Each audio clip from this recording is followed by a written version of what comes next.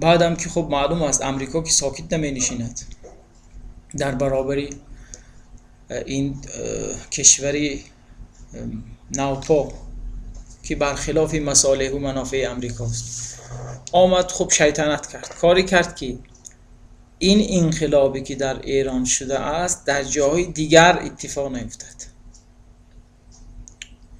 کشورهای خلیج هم همه اشان، سعودی، امارات، کویت، قطر، بحرین، همه اینها، عمان فلان، همه اینها خب امراش، پادشاهاش از همپیمانان امریکان اینا رو به کار انداخت. گفت که کار کنید که از نفوذ این جمهوری کاسته شود، یعنی یه وقت این مرض این انقلاب به شما هم نیاد. چیکار کردن اینها؟ یکی از شیطنتشان همین آمدند مسئله شیعه و سنی رو خیلی آشکار کردند و مطرح کردند و علمای درباری هاشان هم در بس در خدمت این امرا و پادشاه ها هی فتوا صادر میکرد علیه شیعه و شیعیان. از این طرف هم آمریکایی ها چیکار کردند؟ خیلی شیطان است اینا آمدند برای اینکه شیعه و سنی از هم خب دور شوند و در نتیجه با هم درگیر شوند. چیکار کرد؟ اومد برای برخی از شیعیانی که مخالفند با نظام ایران، دیدگاهی دارند مخالف روحانیتش ها، علمای شیعه‌ای که دیدگاه‌های مخالف دارن، برای اینها آمریکا امکان داد که علیه اهل تسنن تبلیغ کنند. ببینید این شیطنت را، ابلیس را، ما شبکه هایی داریم که کارش فقط شبکه اسلامی نامش، شیعی سنی فرقی ندارد، اما کارش فقط طعنه زدن، فقط احساسات مردم برانگیختن علیه یک مذهب، چه شیعهش چه سنیش. در آمریکا چند تا شبکه داریم، روحانیت هم پشت سرش هست. حالا من اسمش رو همه میدونند کدام شبکه هاست اینا، حالا یختش میبرم، اهل البیت مثلا نمیتش، یک روحانی افغانی نشسته اونجا، خب کارش فقط تحریک برانگیختن احساسات مسلمان ها را بر علیه همدیگر شوراندن. در مقابل شبکه هایی هست به نام مثلا اهل سنت، اینا هم کارشون فقط علیه شیعه حرف زدن. نمیدونم این شیعیان بدن، این شیعیان فقط تو مراسم نمیدونم خون خمه میزنند و خون جاری میشه و اینها اینند و اینا بدند و خب چی میخواید اینجا میخواید درگیری شود با هم دیگر جنگ کنند، کشند هم دیگر رو؟ نباید انسان احمق باشد تا این حد. اون شیعهش هم که اونجا نشسته تو آمریکا امکان داده به او که مثلا در رابطه با رموز اسلامی، زنان پیامبر، صحابه ها، فقط تحریک و تحریض، بدگویی، نمیدونم کافر بود و فاسق بود و فاجر بود و خب چرا این کار رو میکنی؟ اینا که شبکه های اسلامی هستند، خب علل قاعده باید حدیث پیامبر رو برای مردم بیان کنند، قرآن تفسیر کنند. مگر قرآن هدایت نیست، راهنمایی نیست؟ کار شما که شده اضلال و گمراهی انداختن مردم، شورانیدن مردم. اینا همه اشکار اون شیطان ابلیس امریکاست. یک تا هدف دارد، مسلمانان منطقه به جان هم بیفتند. این مسلمانانی که خب واقعا دستی آمریکا شدن نمیفهمند، فکر میکنند مثلا کاری درست دارن انجام میدن. آن اهل تسننی که علیه شیعه از صبح تا شب کارش فقط چی هدف قرار دهد اینو از بین برد، حذف کند از میدان. تو که مسلمانی بیا قرآن به مردم بگو، حدیث پیامبر رو بگو. تو هم که شیعه هستی، کلام تو ادعا داری پیروی اهل بیت هستی، خب کلام اهل بیت رو با مردم بگو. هی تاریخ ها میگیری، اینو میکوند. آقا اینو جنگ کردند و اینو کشت و اینو نکشت و این فاسق بود و این فاجر بود و این مثلا علیه پیامبر این حرف زد. بالاخره احترامی باید انسان قائل باشد به زنای پیامبر هر کی بود. یعنی اصلا شما اگر این برنامه ها رو نگاه کنید، انسان باید این جیگرش خون میشد به احوال مسلمان ها امروز. کاری ندارن جز اینکه تحریض و تحریک همدیگر.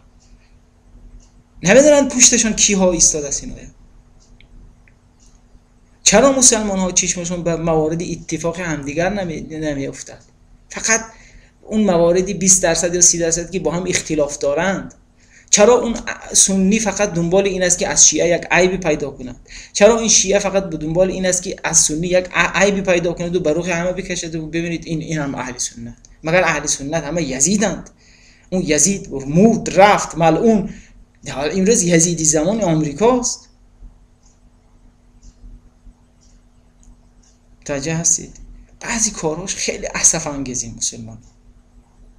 یعنی واقعا جز نمیتوان گفت که اینا احمقند، ابلهند، تیشه به ریشه خودشون میزنند. یعنی حالا فرض کنید خب هدفتون چی؟ همه به همدیگر زید شدن، چیکار کنن؟ همدیگر رو بکشند؟ یعنی مسلمانند اینها.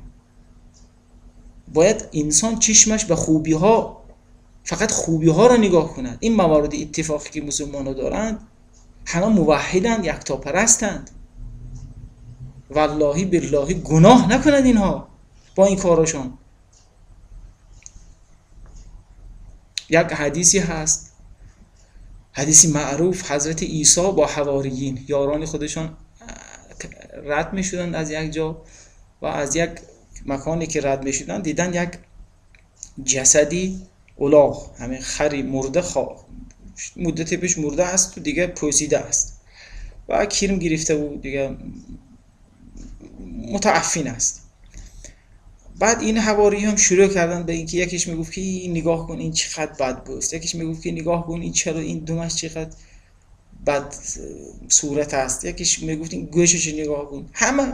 بعد حضرت عیسی گفتند خب شما چشمتون به خوبی همین جسدی مرده نمیافتد؟ چرا هیچ یگاندت نگفتی که این ببینید دندانای چقدر سفید داره؟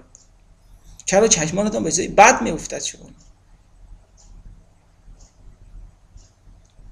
مسلمانای ما هم حالشون همین روز، همین عیب جستن از همدیگر. شیعه به سنی بیتازد، سنی به شیعه بیتازد.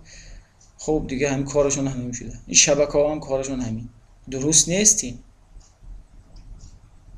این خیانت است به اسلام، نه خدمت. خیانت است.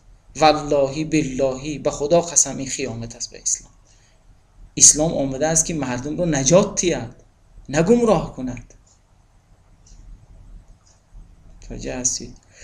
خب حالا یکی دیگه از اسباب اختلاف مسلمان ها با هم دیگر در مسائل فقهی است. این هم طبیعی است. خب در خود همین مذهب اهل تسنن ما چند تا مکتب فقهی داریم: حنفی، مالکی، شافعی، حنبلی. خب اینها با هم در مسائل فقهی اختلافاتی دارن. منشأ اختلافش هم یا در روش است. مثلا امام اعظم خب از قیاس به عنوان یک منبعی فقهی استفاده میکردند. خب برای آشنایان و آگاهان معلوم است. در مواردی که حکم یک موضوع معلوم نباشد ایشان می آمدند و قیاس میکردند. مثلا خب بعضی از مذاهب مخالفی به کار گرفتن قیاس هستند. میگویم فقط ما باید نظرشون این است که به ظاهر قرآن و سنت اکتفا کنیم.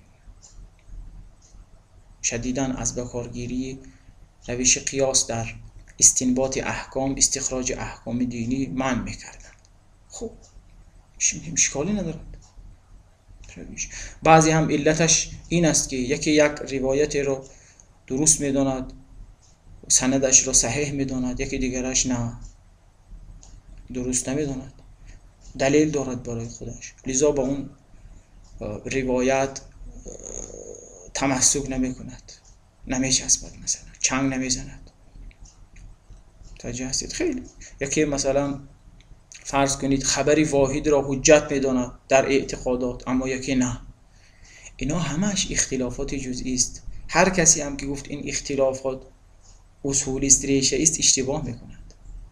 ما فقط آنچه که اصول است، پایه های دینی ماست در اعتقادات، همون توحید و نبوت و معاد. خب ضروریات دینی هم دیگه معلوم است، وجوب نماز و روزه و حج و که این معروفند. اینها نص های خیلی آشکار و صریح وارد شدند در این مورد که کسی با هم اختلاف ندارد.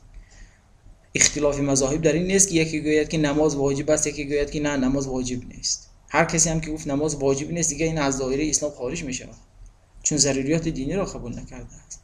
اختلاف مسلمان ها در جزئیات است.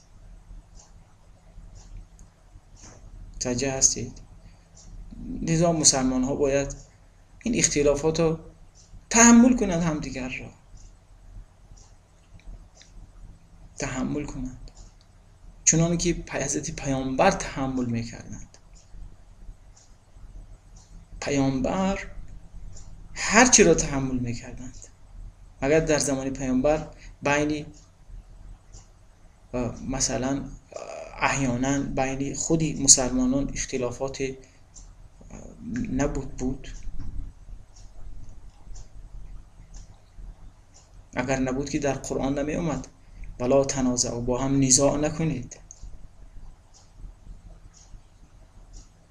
واعتصموا بحبل الله جمیعا ولا تتفرقوا، همگی بر ریسمان خداوند چنگ زنید و متفرق نشوید. این سبب نزولش در تفاسیر هست. احیانا بین مسلمان ها اختلافات واقع میشد، میگفتن اگر اختلاف دارید بیایید به قرآن رجوع کنید، به سنت رجوع کنید. هوا و هوس بذارید کنار. مرادم این است که هرگاه سیاست دست بردارد از مسلمان ها، باور کنید هیچ اختلافی نخواهید دید بین مسلمان ها هم دیگر رو تحمل خواهند کرد و مسلمانان هم باید هوشیار باشند. انسان مسلمان باید زیرک باشد، هوشیار باشد، فریب این اون نخورد. توجه هستید؟ و اما راجع به سؤال دوم این برادر که فرمودند نظر شما درباره حدیث پیغمبر صلوات الله و سلامه علیه که امتی من 73 فرقه می شوند و همشان در آتش دوزخ جز یک گروه نجات یافته هستند چیست؟ گروه نجات یافته کدام است؟ عرضم حضور شما